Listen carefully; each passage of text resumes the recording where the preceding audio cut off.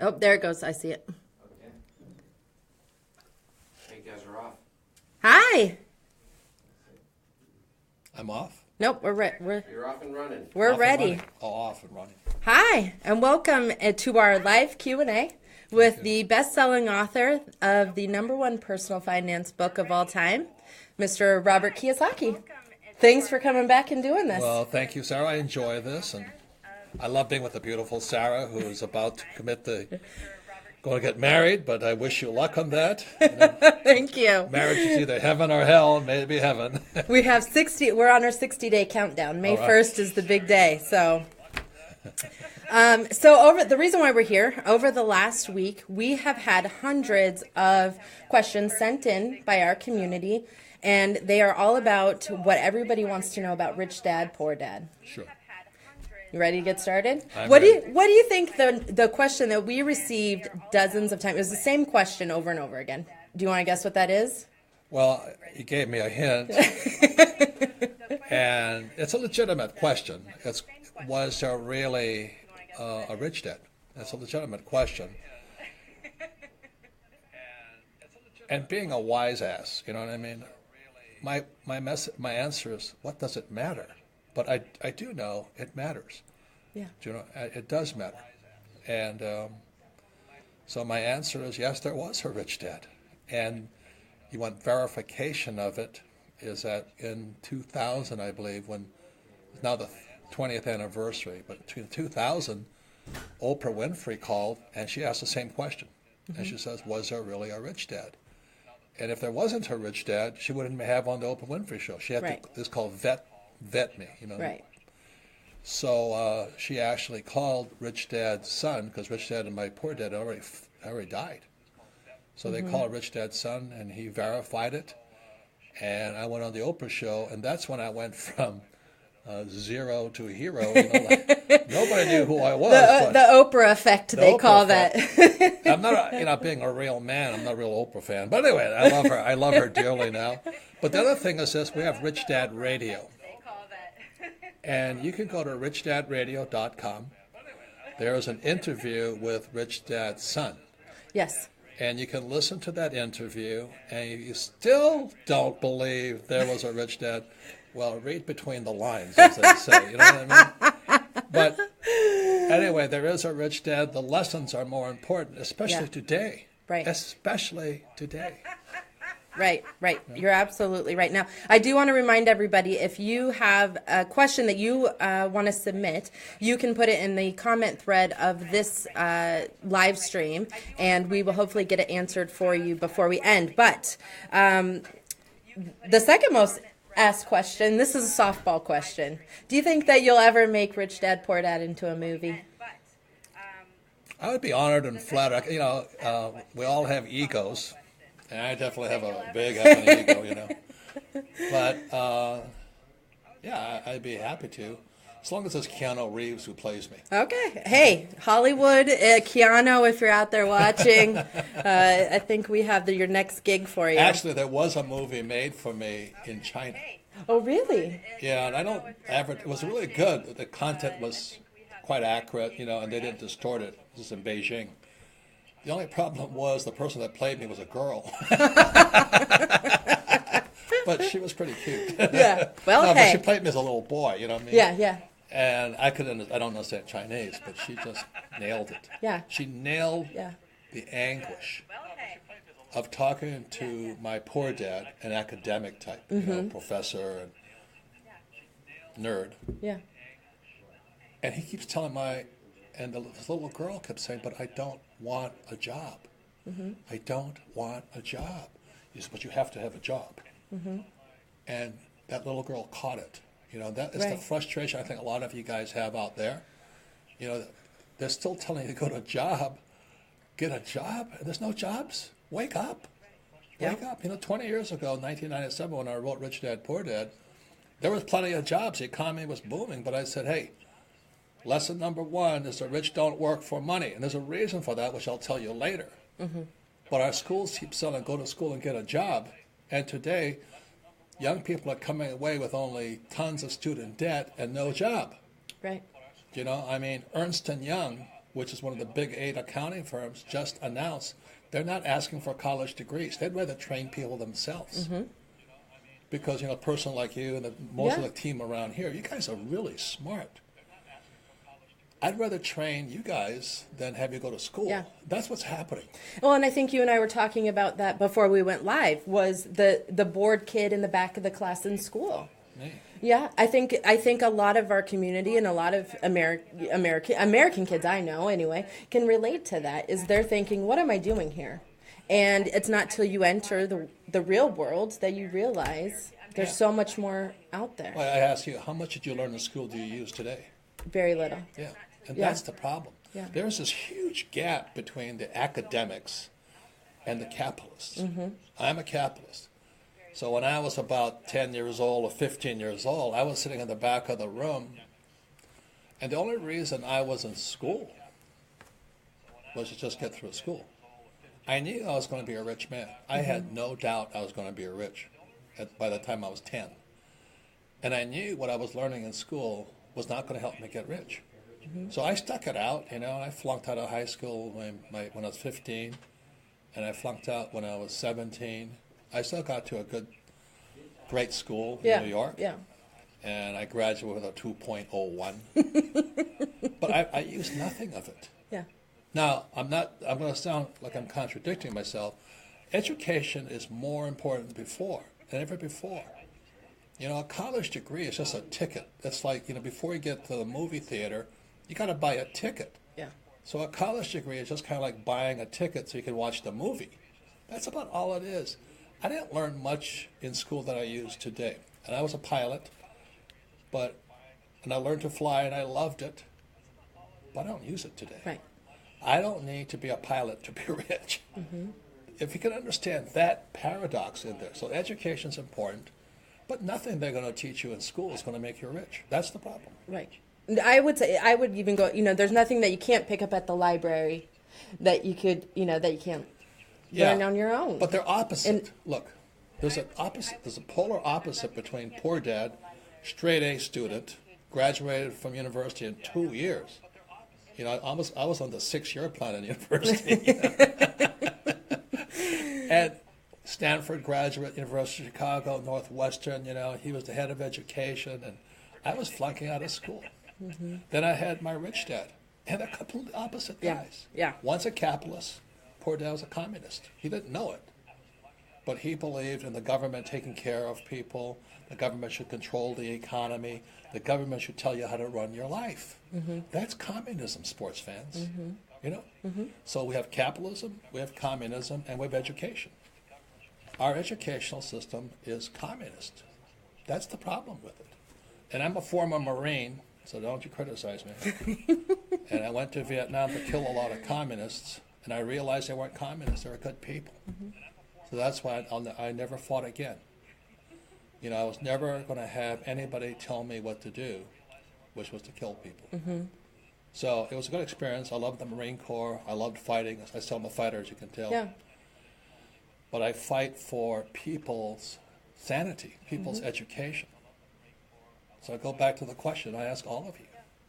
What did school teach you about money? What did school teach you about money? And the answer is 0. They tell you to go to school to get a job. There's no job. They tell you to save money, and interest rates are below 0. They tell you to invest for the long term in the stock market. The stock market's at all-time high, waiting for the big crash to clean the table, and all the losers lose. And they tell you to buy a house that's called an asset. And we had the subprime crash that went all over the world, and people are still saying their house is an asset. A bunch of losers out there. No financial education. All right, that's a good lead-in. That's to the next question, which we do hear a lot because people think that you only care about money. That's right. But what is that the most important thing to you in life? Let me give you communists out there an idea about life. Rich or poor, we all use money. Yeah. Smart or stupid, we all use money. And money it's hard to live without money. Right. So when somebody says, "Oh, money," yeah, well, I like to eat, You know, I have my Ferraris and my Rolls Royces. I like that. So money's important for that. Yeah. But the real question is, how do you earn your money? That's the question. So I don't earn it as an employee. I earn it as an entrepreneur. There's a big difference in how I earn it. So all these people who say, well, money's not that important and all that stuff, you lie to me. I hate it when people tell me, oh, I'm not that interested in money. You lying sack of shit, you know what I mean? Give me a break here. Try and live without money. That's what I say to people. The other thing is this. If you ever played golf or football or soccer or tennis, there's this game called golf. Money is the score. It's like when I score my golf game, it says, oh, you're a pretty good golfer. Oh, I'm a pretty good tennis player. That's all it is to me. It's the score and how well I play the game. And you guys out there who are losing, who are poor and struggling, it's because nobody taught you how to score the game. That's and good, Rich Dad Poor Dad is the only book in the world, plus his cash flow game behind me, that teaches you how to score the game of your life. You know, it's called a financial statement. Income, expense, assets, and liabilities. That's how you score your life. So if you read Rich Dad Poor Dad, which I hope you did, it's about how do you keep score of your miserable little life, and yet you're taught by a teacher who says, oh, I'm not interested in money. I'm doing it for the pension, if they're told the truth. I'm doing it for job security. I want the steady paycheck. That's what they don't tell you. Yeah. They'll actually, most teachers will teach stuff they don't even use. Or believe. I have had 3 years of calculus. I haven't used one of it yet. I kept asking my teacher at the academy in New York, I'm saying, hey, when am I going to use calculus? The guy says, I don't know. I said, why do you teach it? He goes, I don't know. I'm told to do it. I get paid to do it. Yeah.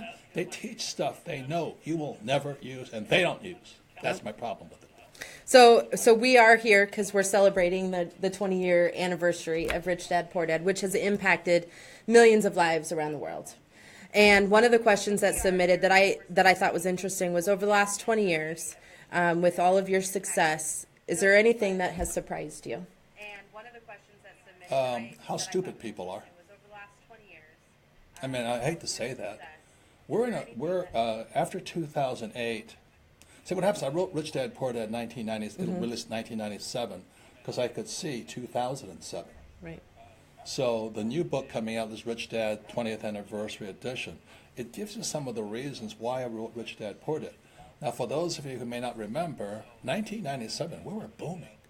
America was booming. You know, Greenspan, the Federal Reserve Chairman, gets up there and says, irrational exuberance. Everybody was really happy. Right.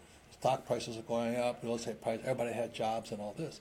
But I wrote Rich Dad Poor Dad 20 years ago for 2017 now, 20 years ago. Yeah.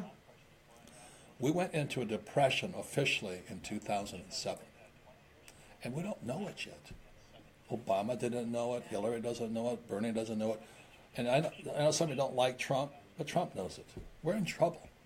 As a world, we're in a major economic crisis, not just the U.S. The U.S. caused this crisis, but the world is, because of the crisis of the U.S., because of corruption in the banking system, our education system, and our government. All of us are paying for it. And people still sit there saying, oh, I hope Donald Trump will save me. Well, that's a communist idea. The government should leave me alone. Government has other things to do, like balance the budget, get the economy moving, but not save my butt. Yeah. You know? Yeah. So that's when I get upset. I just can't believe people are still hoping that Donald Trump or the stock market is going to save them. Yeah. That is really stupid. That's stupid. I think that was one of the biggest things that came out of this last election cycle is people are hoping that the government will save them. No. And I think it's this common misconception that a book like Rich Dad Poor Dad will hopefully open your mind, right? And to help you see, like you say, the different side of the coin. I was talking to this guy yesterday. He read Rich Dad Poor Dad. You know, God bless him. But he hasn't gone beyond Rich Dad Poor Dad. He's still sitting there with the idea of go to school and get a job. I'm going to save money. I got to be kidding. They're printing money. Why would you save money? And I'm going to invest for the long term, my 401k. Are you kidding me? Market's at all-time high. The croupier at the craps table is about to pull in all the chips, man, and you're going to lose. All your 401ks are going to lose.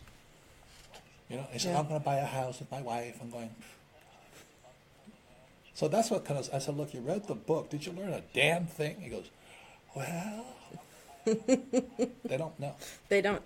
Because once you read it, it's then taking the next step to put some of those things into action. Don't get me wrong. Thank you for reading the book, but take the next step. You know? Right. So for those of you just joining us, Robert Kiyosaki, we're here answering all of your questions about Rich Dad, Poor Dad.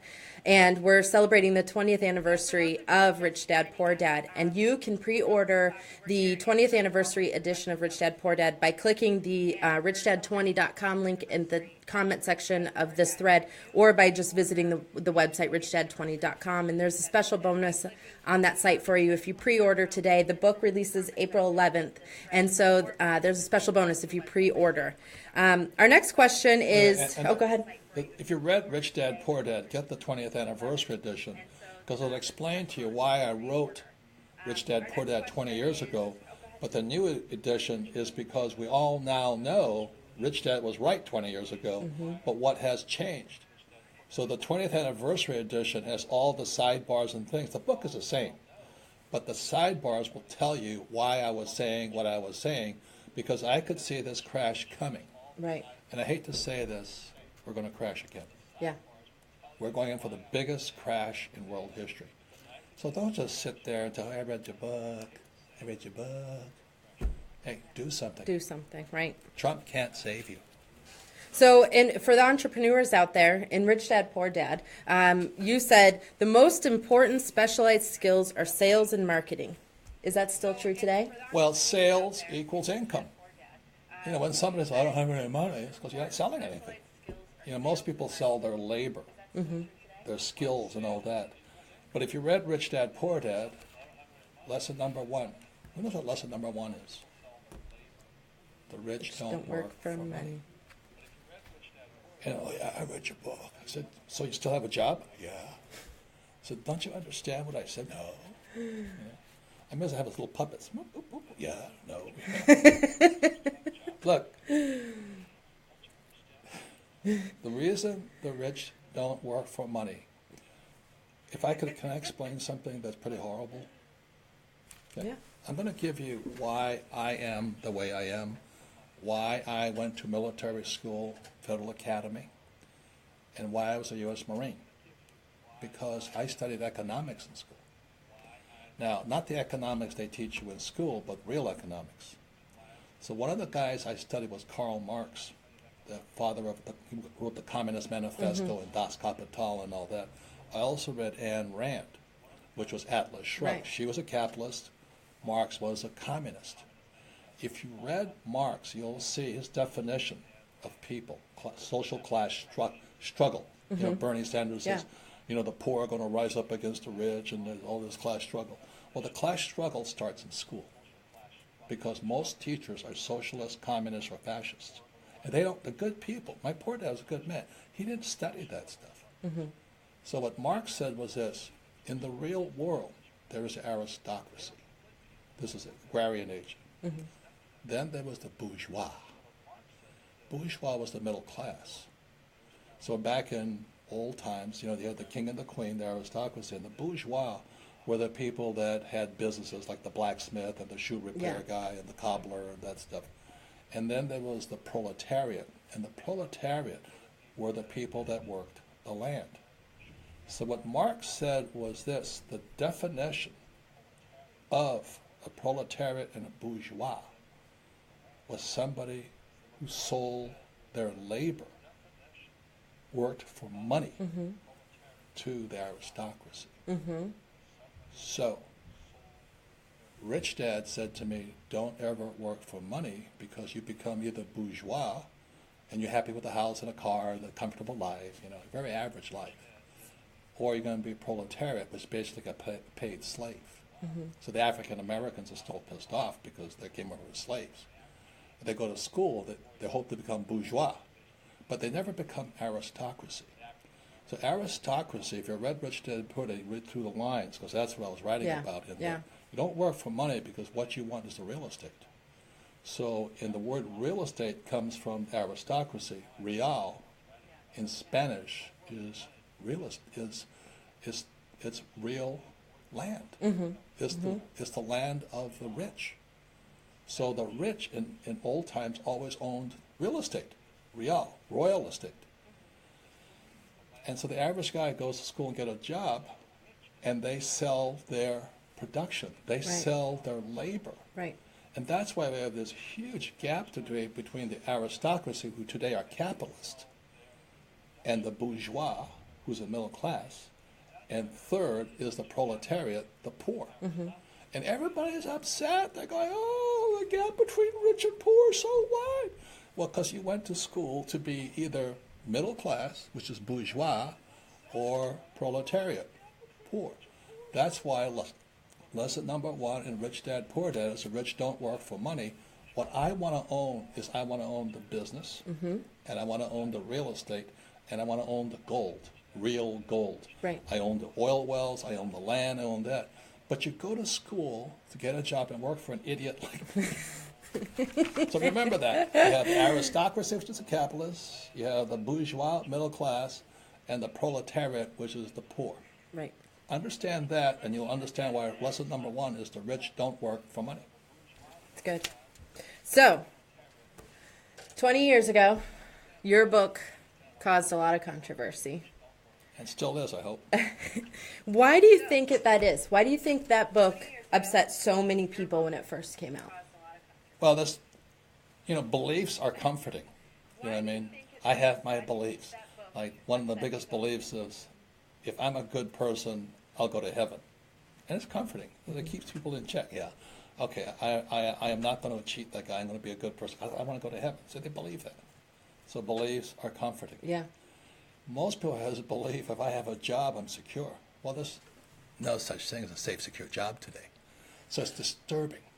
But what really disturbs people, in my opinion, is the reality. You have the aristocracy, the capitalists like me, you have the bourgeois, and you have the proletariat. And most people are realizing today they're being taught to be proletariat or bourgeois, not aristocracy. Rich Dad, Poor Dad is the only book that teaches people to be aristocracy or capitalists. If you want to be bourgeois or middle class and have your house in the suburb and 2 cars, or you can be proletariat, the guys who clean my yard, nice guys and all this, that's their choice. Yeah, yeah. Okay.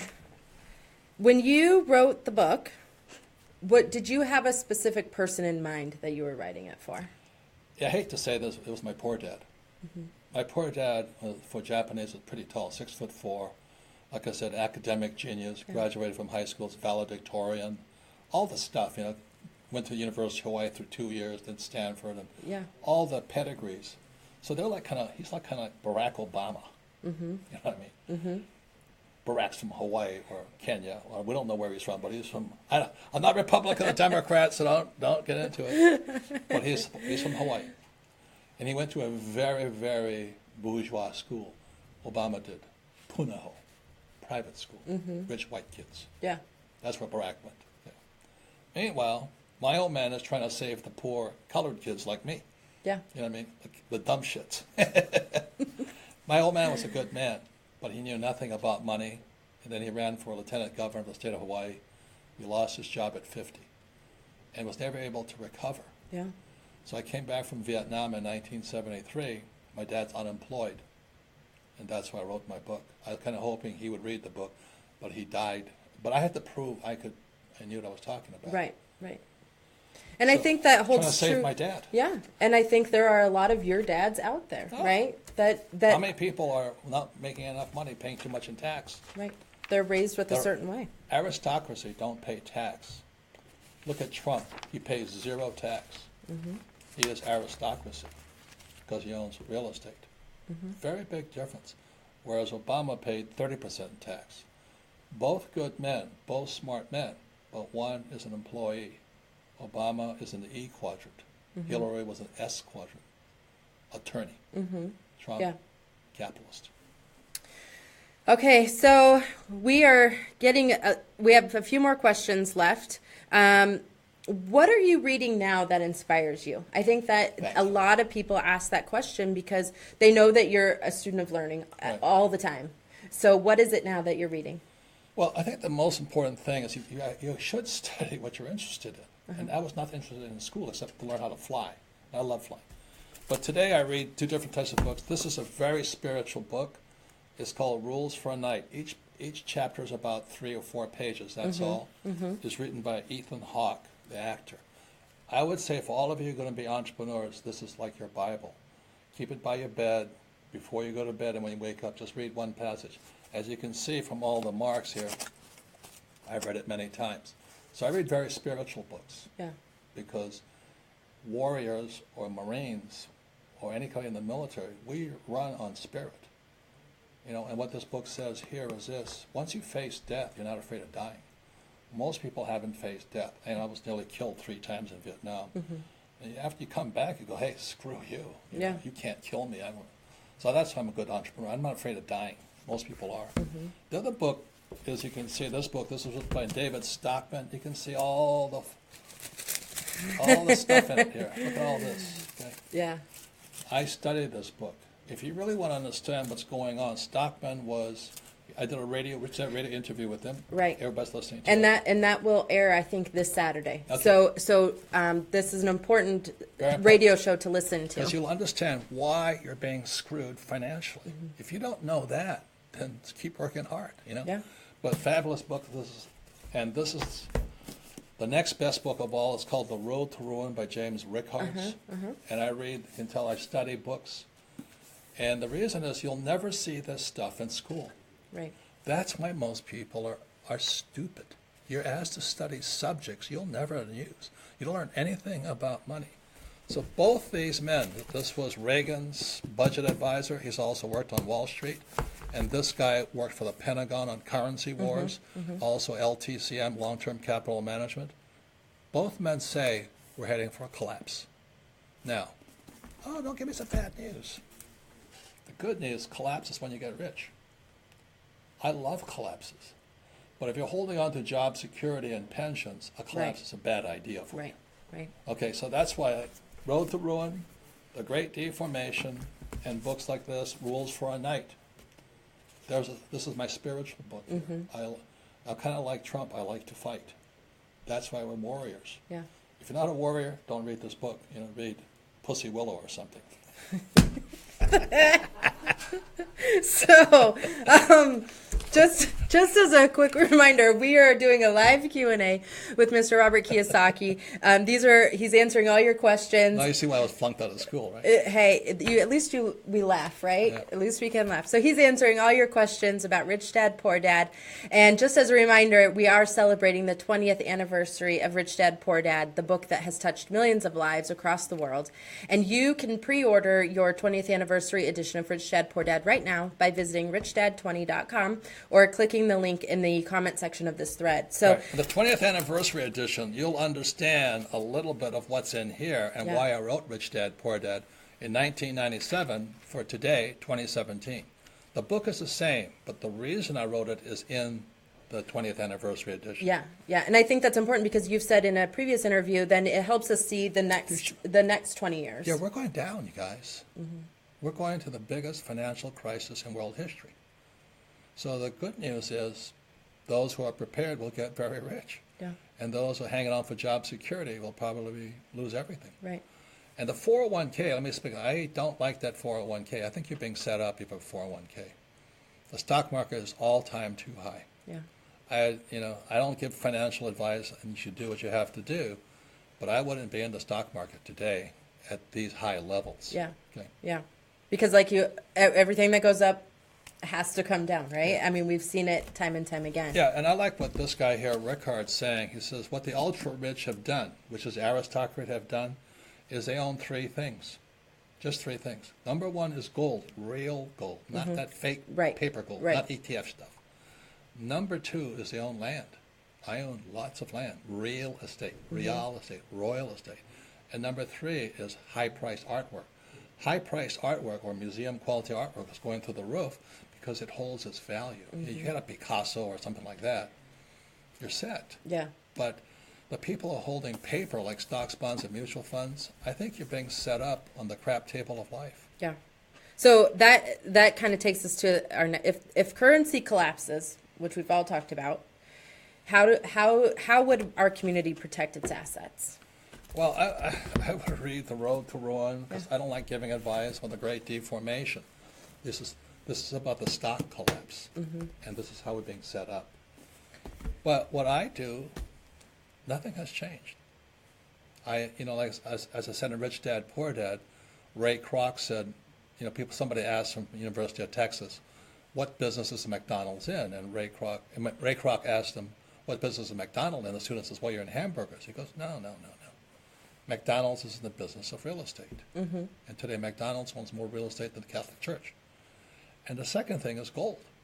Real gold, not ETFs. So for every ounce of gold, let's say this is an ounce of gold, there's 5,000 claims against it, which means that 1 ounce of gold has been sold 5,000 times. Right. So if one day somebody says, I want my gold, 5,000 guys, there's no gold.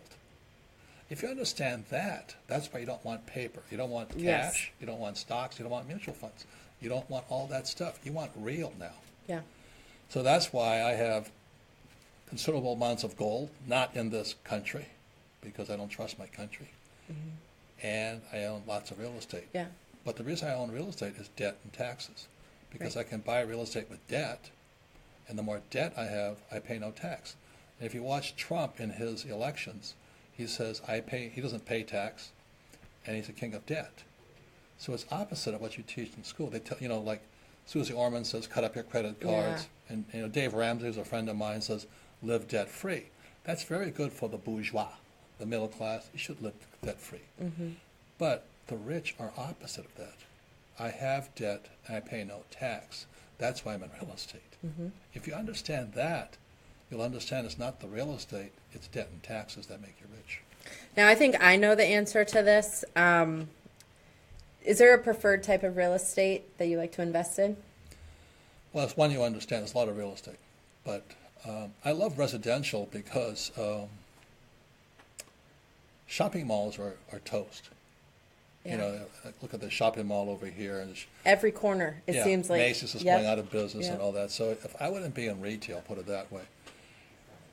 And I like residential because, people fight hard to live there. Yeah. Plus the government, if there is a crash, possibly, it's called Section 8 housing. The government will give you money to live in your place. Right. So it's not about real estate, it's about government support for the poor people. And it's also that people need to have a roof over their heads. Yeah.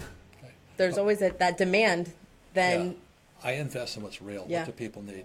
You get same thing with, you have real estate that produces food. If you produce food, you're doing good for the world. Yeah. The world needs it. All these guys are organic farming. Right. They're winning right now. Right. The corporate farmers are losing, but the organic farmers are winning. And ultimately, the type of real estate that you love is the one that makes money, right? Well, 99% of all real estate is bad real estate. Yeah. So that's why Rich Dad has all our financial education, Rich Dad Education, Yeah. Rich Dad's coaching. If you think you can just go out and do what we do, like this month alone, I think I made $3 million in real estate tax-free. If you think you're smart enough to do that, you're a very arrogant person. It's taken me a long time to learn how to do this. Right. Right. So that's why with Rich Dad's Education, Rich Dad's Coaching, all our books and study, I don't sell real estate. I don't encourage you to buy it. But if you don't study, then you're wasting this year. Yeah. So you got to study. I love study. I like studying things that make me rich. Yeah. I like studying things that improve my scorecard, my financial statement. Yeah. Absolutely. This thing about FICO scores, what a waste of time that is. You have a bad FICO score, it means you're a loser. Anyway. All right. I have two more questions, but this is a good one. How much influence did Kim have on Rich Dad Poor Dad? Considerable. Yeah. Yeah, because you have to. That's why I'm getting married. I'll just say something is that she was the real. I conceived the game, strategically, but she went tactical. She actually made it work. And I'll tell you a quick story that she tells everybody. We're beta testing the game, and so she invited her girlfriends to come to play the game. People that did not know me. Yeah. Because they know asses and Lebanon. And this one good-looking guy from down, she said he looks kind of like a Tom Cruise guy, real muscular. He shows up, And so a couple of her girlfriends were real horn toads. They're after him, you know. So they jumped on the table they were playing. They were playing with bullets and butcher block tables. It was a prototype, you know. Yeah. At the end of the game, Kim asked her girlfriends, what was it like? You know, this young Tom Cruise. She goes, he wasn't that good looking. Go, what happened? You know, we've been playing the game for 2 hours. Guy went from stud to pud. You know, I mean, what happened? He says, he doesn't know anything about money. She says, I would never marry a poor man. And so, you know, that's why Kim talks to women about this game, cash flow here. Yeah. Before you get married, make sure your future ex-husband or future husband plays the game. Because if they don't know assets from liabilities, you're going to have problems. Right. Because money is a number one problem in a marriage. Right. So Kim says, all you women, listen up. Play cash flow with the man you love. And if he doesn't understand assets from liabilities, you want to reconsider your choice. And the same thing for a woman with kids. You better teach your kids assets from liabilities because your schools won't. So that's why Kim is very important. She speaks to women now. Today, more women come to my classes than men. Yeah. Because women know men are screwed up. Well, and women for so long, I mean, I know in my mother's generation, they relied on the man. And look where that has got a lot of them. So I think Kim's message to women is so important and so valuable as a woman to hear. And so you guys really do make a perfect team. Yeah, she's good news. She's a lot smarter than I am, which I'm not lucky. She's better looking. She's a good person. She's very kind, and she loves the game. As I said, money is just your scorecard. That's all it is. It's nothing more than she likes golf. You know, it's her score. Yeah. Soccer is your score. Yeah. That's what it is. That's all it is. Okay. Finally, again, folks, thank you so much for joining us. And you can pre-order your copy of the 20th anniversary edition of Rich Dad Poor Dad by visiting richdad20.com. Or you can go back to school and learn to be a peasant or a proletariat or something like that, Well, before I let you go, one last question, and I think everybody wants to know, because we're talking about 20th anniversary, what can they expect? You spoke a little bit about it today with the sidebars, and what can they expect out of the 20th anniversary edition? They can understand a little bit of this, The Road to Ruin, why I wrote Rich Dad Poor Dad. The book is the same, but why I wrote it is now more important than ever before. And books like this, The Great Deformation by Stockman, who was Reagan's budget director. Ladies and gentlemen, you're being screwed by the very people you vote for. The people you're supposed to trust are screwing you. Why? Because most of them are highly educated people like my poor dad. The head of the Federal Reserve Bank, there's 1,000 PhD economists in the Federal Reserve Bank. And they're all like my poor dad. They're all like President Obama. Highly educated poor people versus Donald Trump. I know some people don't like Donald Trump, but I would rather have Donald Trump's wealth than be a poor guy who's cheating the government by sucking tax dollars off the government. Yeah. That's what Obama and Hillary were doing. Yeah, so good. So you can see the past, the present, and the future with the new edition. With the new book, you'll be clearer on why we're going to collapse, and more importantly, what you might be able to do. Good. Well, thank you so much for doing this again. Good luck on your marriage. Oh, thank you. And thank you all for joining us. We will see you next time. Have a great day. Thank you, guys.